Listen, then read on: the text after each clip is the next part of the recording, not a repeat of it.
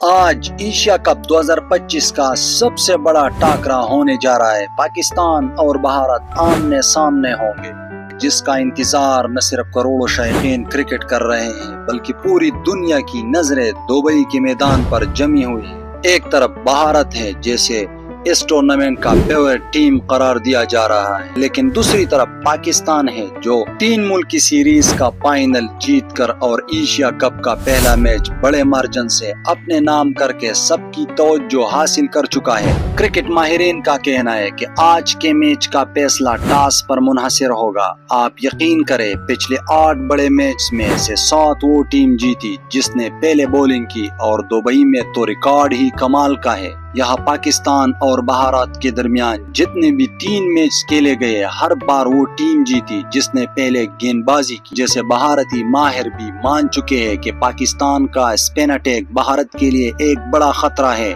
اور یہ بات ہم سب جانتے ہیں کہ اسپن کے پچ پر بھارت ہمیشہ دباؤ میں آ جاتا ہے۔